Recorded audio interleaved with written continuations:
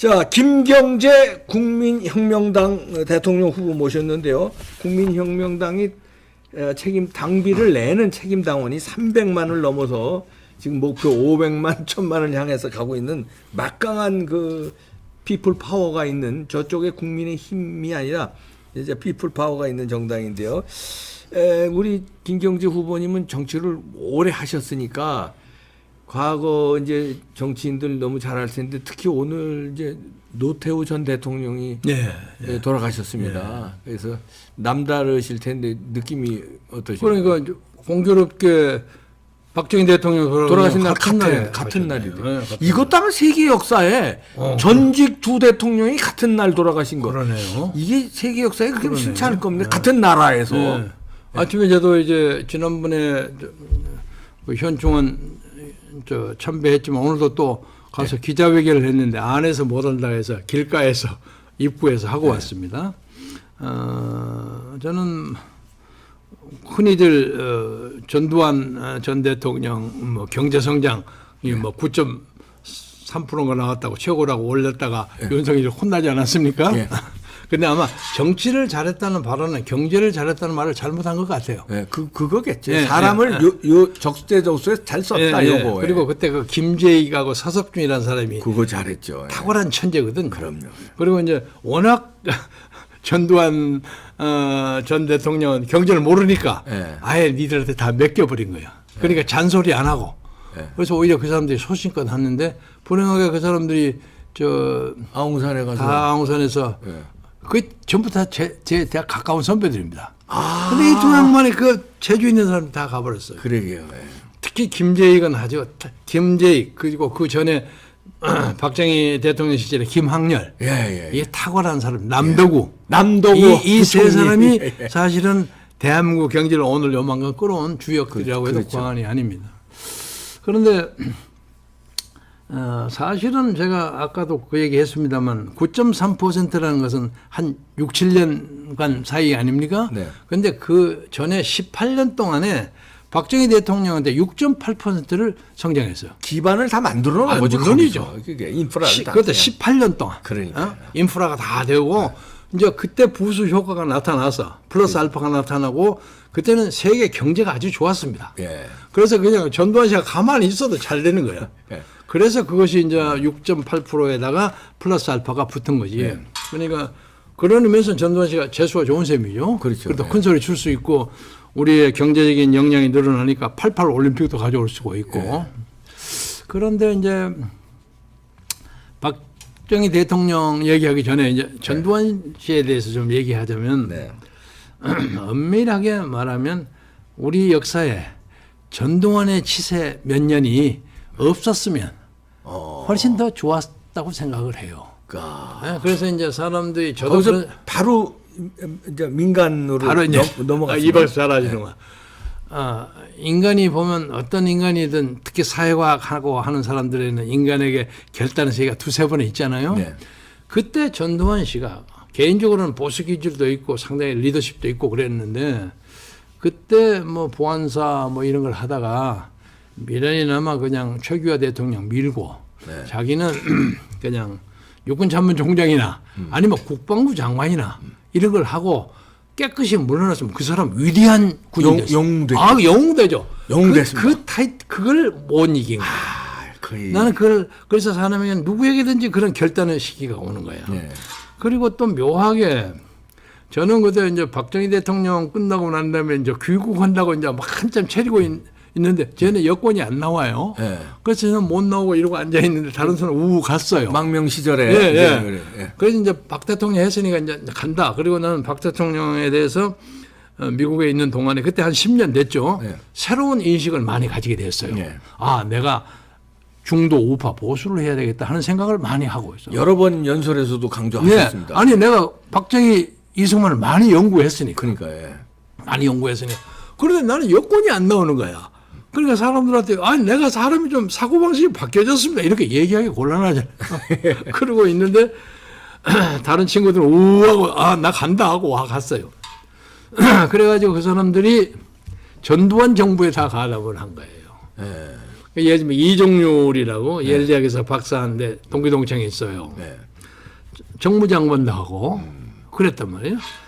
그러니까 그 사람이 만약에 박 대통령이 쭉 왔으면 와서 박정희 시대 말기에 또 조인을 했을 거예요. 그런데 네.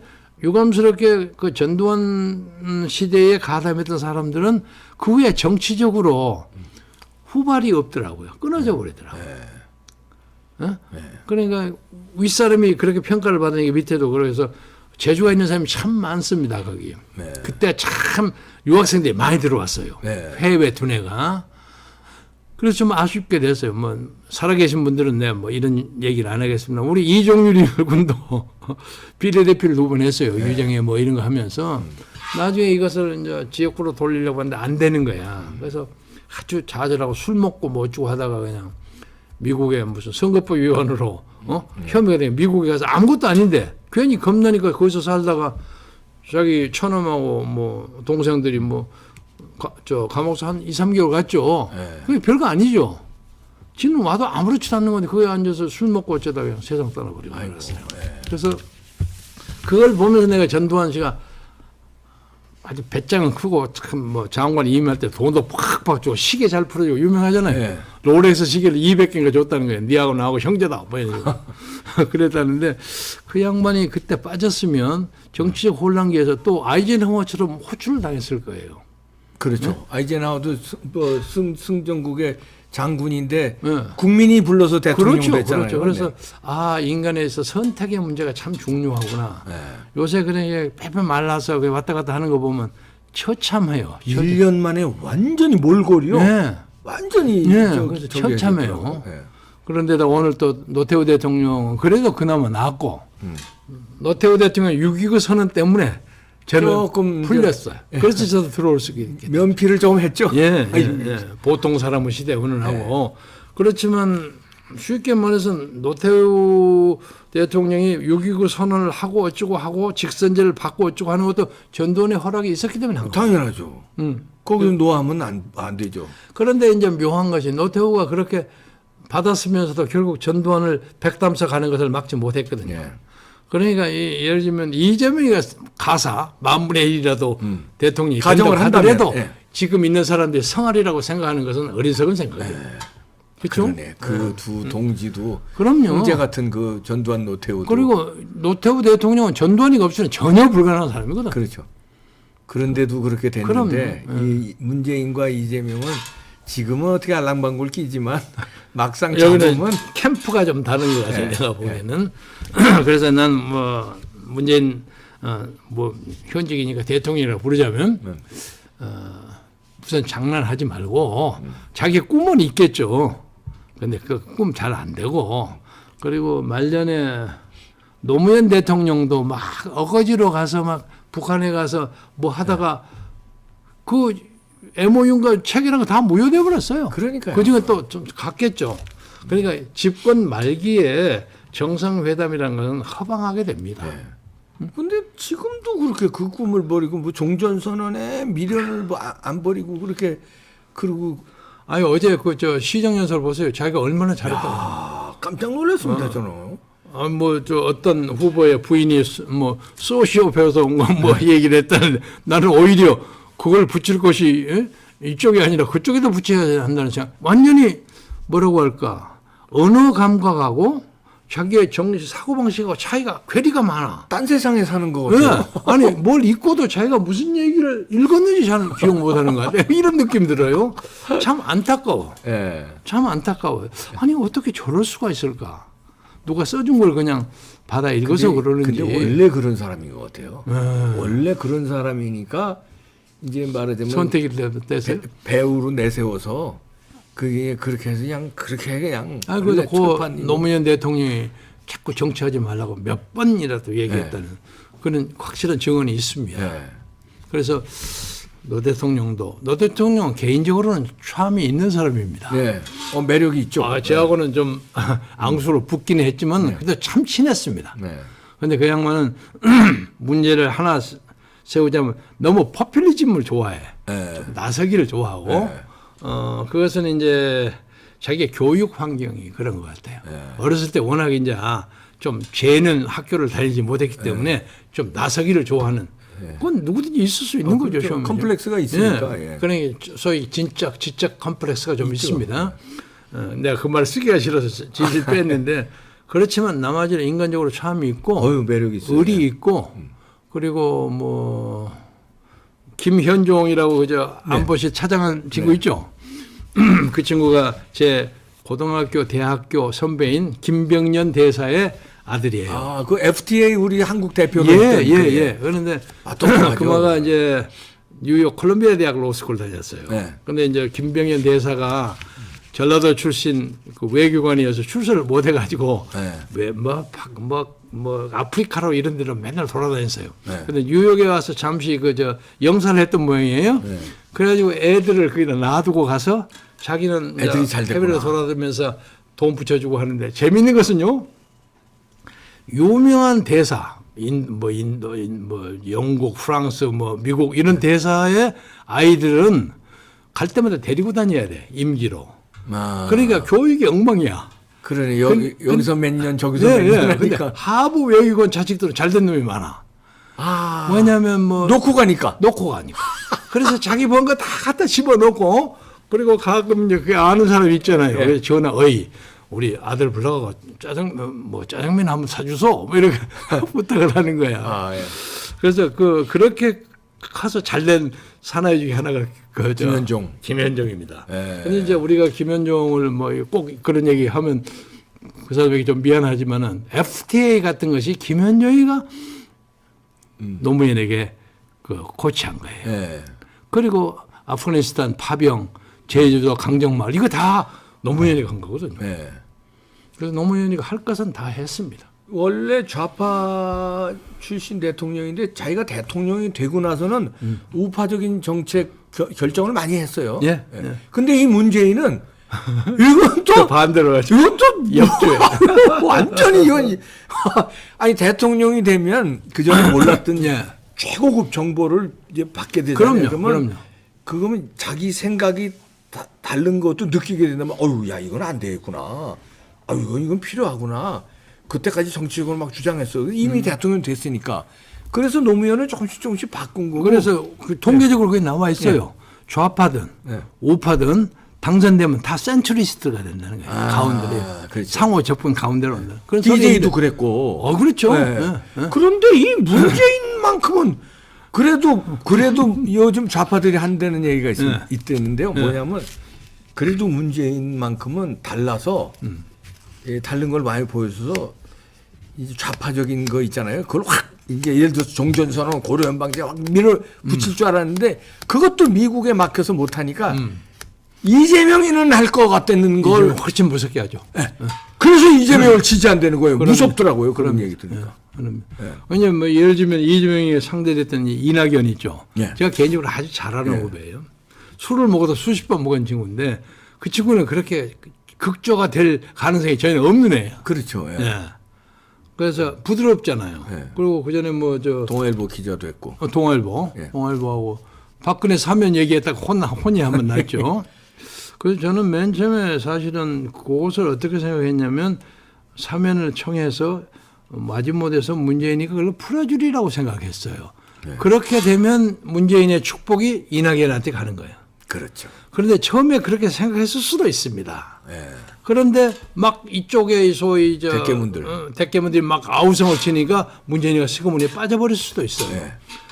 그리고 이낙연이가 상당히 주의 깊은 사나이인데 위에 VIP라고 그러죠, 대통령. VIP하고 전혀 사정 교감이 없이 그렇게 빡 얘기할 사람이 아니거든. 그건 아니죠. 내가 알기로는 아니에요. 그래서 이낙연은 상당한 배신감을 느끼지 않았을까.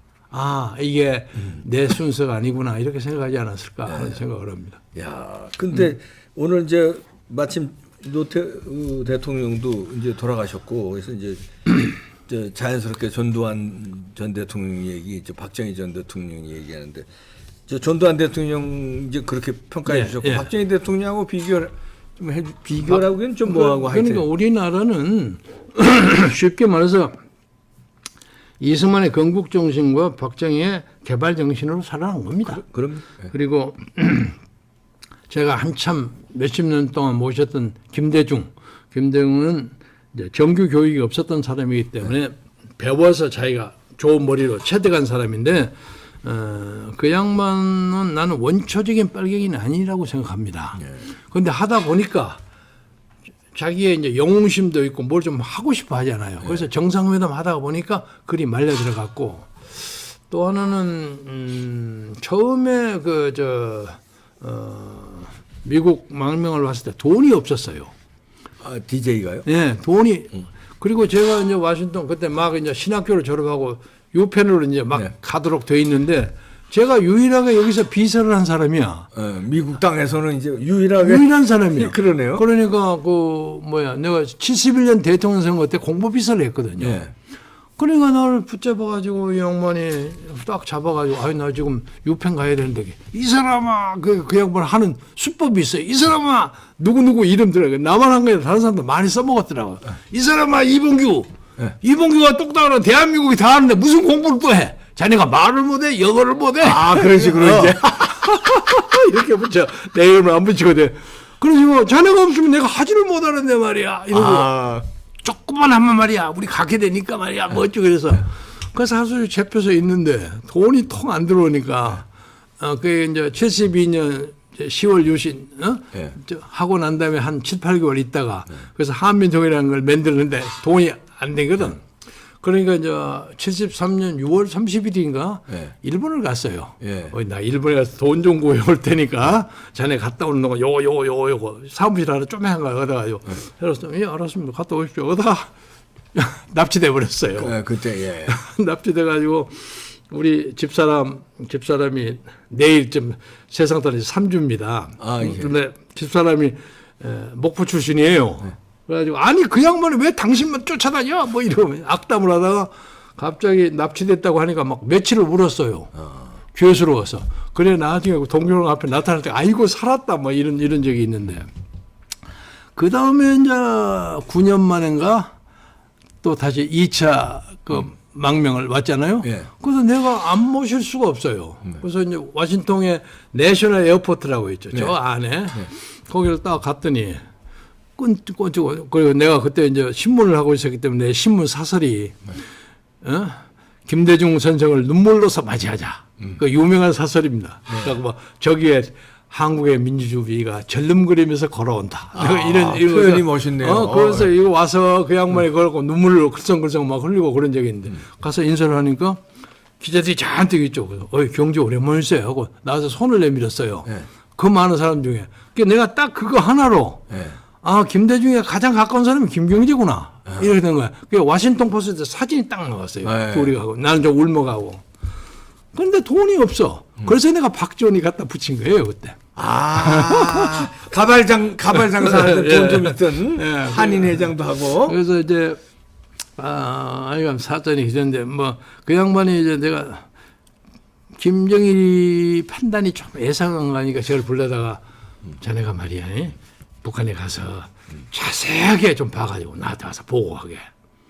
그래서 제가 7박 8일인가 8박 9일인가 이제 그걸 와서 설명을 했는데 아니 이 사람들이 말이죠 가만 개국 제일성이 돈 얘기만 하는데 이게 좀 이상합니다. 근데 돈을 우리가 전혀 안 주는 것도 아니거든. 200만 불, 500만 불 이렇게 하고 있는데 큰 돈을 달라는 거예요. 공 하나 덮친 거. 근데 이거 잘못하면 선생님 당합니다.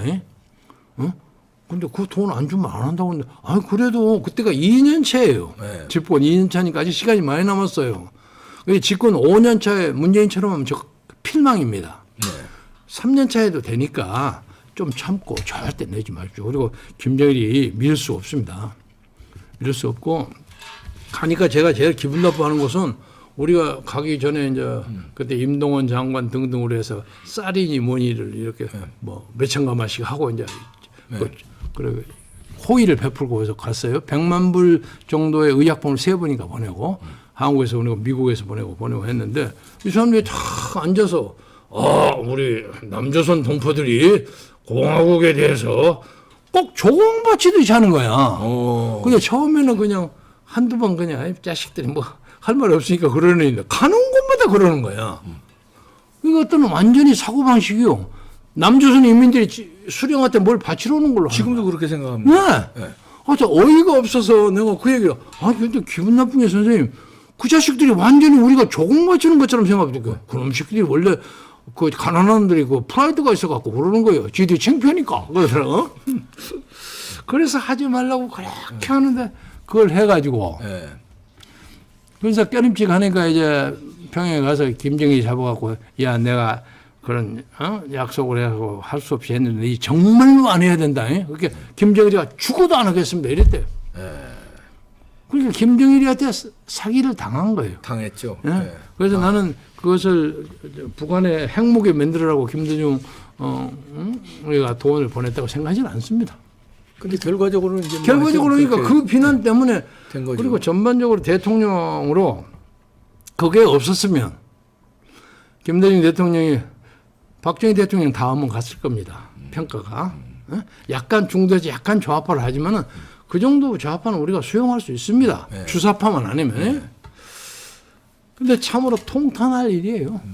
지금 그때 주역이 이제 박지원인데 그 사람을 임기 말년에 국정원장에 그 앉힌 건 이제 그 심부름 시키라고 하죠. 그거 한 번 더 해보라고 하는데 지금 심부름 계속 시키는데 시도하는데 지금 안 되고 있습니다. 근데 저는 그 생각은 박지원은 그 보통 꾀돌이가 아니어서 그쪽으로 하면서도 미국하고도 일정한 연관이 있을 겁니다. 네. 옛날부터 중국 고사를 보면 고대사를 보면 그 간자라 그러죠. 네. 그 이제 뭐 사이간자 간첩이라는 간자를 썼는데 이제 간자라는 큰 사람이죠. 협상가 뭐 이런 거. 가면 최고 왕초만 만나니까 간자는 거의 대부분이 이중관 집입니다. 그렇지 않으면 제가 고급 정보를 받을 수가 없고 하기 때문에 하여간 박지원도 일세를 풍미한 사람이니까 지금 무슨 꾀를 내는지 잘 모르겠어요. 그래서 엊그제 우리 박정과 나를 공동으로 잘 아는 이제 뉴욕에는 여기 있는 친구들이 나를 만나갖고 밥을 먹으면서 어이 박지원이가 요새 속이 별로 안 좋을 거예요. 그래서 왜요? 그랬더니 아이 그 사람이 자네 제쳐버리고 뭐 영원한 비서실장도 하고 장관도 하고 별거 다 했는데 이제 박지원이가 아무리 시시한 정당이라 정당 대통령 후보는 못 하잖아. 그러라고 해서 아이 그 사람 요새 조아무기하고 그냥 즐겁게 보냈는데 그 사람 뭐 타다하겠습니까? 조성은. 근데 그 사람 그런 거 부끄러워 생각 안 해요. 네. 박지원은 독특한 그 멘탈리티가 있어요. 문재인도 그러니까 그렇게 또 같이 문재인을 자꾸 흔들죠 박지원이가. 그럼. 문재인을 나는 그렇게 생각해요. 나는 좋게 그렇게 생각해요. 엄마 나 옛날 박지원이하고 뭐 대화하는 것도 보면 문재인이가 꼼짝 못하게 할 수 있는 뭐 그런 것도 알고 있을 것이고.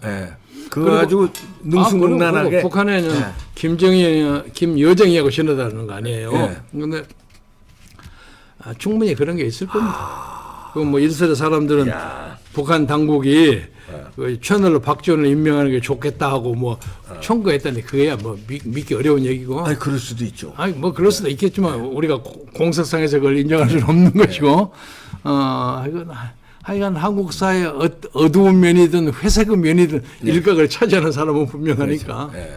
하여간 지금도 새로운 정부하고 어떻게 또 교류를 하는지 좀 두고 봐야죠. 나는 어지간하면 이해찬이 이해하는 것만큼 박정희도 내가 이해합니다. 그런 사람들이 주름 잡고 있는데 마지막으로 그 이번에 안보 얘기도 하고 박정희 대통령 얘기하고 전두환 얘기 하셨는데 정광훈 목사가 미국 가서 성과가 대단합니다. 대단하다는 게 지금 전화 3번 받았는데 성과가 받았는데 아이고 그냥 뭐 필라델피아 가서 총재님 제가 지금 총재님 제2고향에 왔습니다. 그래서 이제 제 아는 사람들 가서 많은 차고 그랬던 모양이에요. 그래서 이비하여금 귀까지 걸려가지고 왔어요.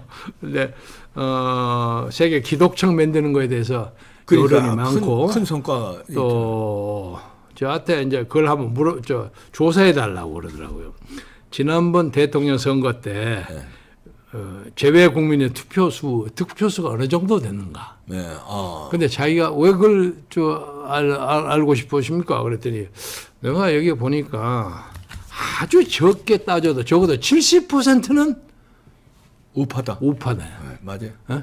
아주 적게 어디 가면 80% 90% 얘기하지만 70%는 확실한 우파인데 해외 나가면 네. 애국자가 그래서 되잖아요. 내가 그러지. 해외 나가면 다 애국자가 됩니다. 아니 그건 그렇다 치더라도 70%는 확실히 그러는데 그때 표가 어느 정도 나왔는지 그거 한번 알아보겠죠. 그래서 내가 지금 우리 비서대가 알아봐라 그랬어요. 네. 이번에 뭐 그거 말고도 성과가 많다고 예, 그러니까. 예, 알고 뭐 하여간 저는 뭐 사실은 정광훈 목사가 저보다 나이가 한 10살 좀 적잖아요. 예. 근데 사람들이 이제 내 친구들 중에 저쪽 편에 있는 애들이 나를 살살 건들면서 긁어요. 야, 니 뭐 얻어먹으려고 정광훈한테 그렇게 붙어가지고 어쩌고 그러냐고. 뭐 알았다. 니 뭐 무슨 얘기 하려고 그러냐. 저는 정광훈 목사가 옛날 구약, 나도 신학교 다녔습니다. 예. 버지니아 신학교 150의 수료생입니다. 압니다. 그 신약 구약을 많이는 읽진 않았지만 그냥 공부하기 때문에 할 수 없이 했는데 구약과 신약을 다 보태서 당시의 권력을 가진 사람에게 과감하게 비판하는 사람이 저는 선지자라고 생각합니다. 그렇죠. 성경에 그냥 난 딱 그 기준 하나로 봅니다. 1200만의 대한민국의 한국 기독교 중에 누가 감히 문재인에게 그렇게 얘기합니까? 난 딱 그 하나입니다. 그렇죠. 예. 예? 그리고 뭐 유명한 목사들 수없이 많지만 큰 교회를 유지해야 되기 때문에 눈치 보고 예. 경동교회 뭐 사랑의교회 다 못하거든요. 예. 근데 자기 뭐 교회 철거도 당하고 어쩌고 하면서도 끝까지 하는 거 보고 이 사람 정말 대단한 사람이다. 그렇죠. 광화문에 지난 3년간의 역사가 뭡니까? 예. 아마 조선의 역사 중에 그렇게 많은 사람 모은 사람이 처음이죠. 없죠. 예. 예? 그렇잖아요. 나는 그것만으로도 참 선지자적인 그 어떤 성령이 있구나고 생각합니다. 저는 성령 그렇게 많이 못합니다. 그래서 아직 장로도 아니고 집사입니다만은.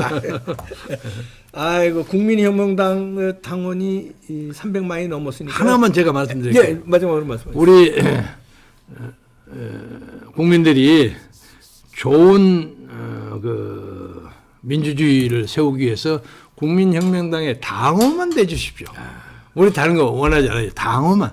1,000원짜리 당원이니까 그러니까 11월, 12월, 1월, 2월 4개월 4,000원만 되면 4,000원. 4,000원짜리 당원을 한번 하시면 이 나라를 우리와 자손들이 잘 살 수 있는 그런 나라를 만들도록 국민의 혁명당이 애를 쓰겠습니다. 네. 그리고 지금 이미 당원이 되신 분들 한 명씩만 더 해주십시오. 그럼 나머지는 저희들이 책임지고 여러분의 입맛에 딱 맞는 그런 정부를 만드는데 우리가 주요적인 역할을 해서 우리가 하지 않아도 좋아요. 어떤 사람이라도 만들어 가지고 그런데 지금 있는 사람 중에 초이스가 별로 없어서 그렇지만 역사를 바꾸는데 일조를 하겠습니다. 네, 여러분들 많은 관심 가져주시고 추이를 쭉 지켜봐 주시기 바랍니다. 김경재 대통령 후보였습니다. 마치겠습니다. 고맙습니다.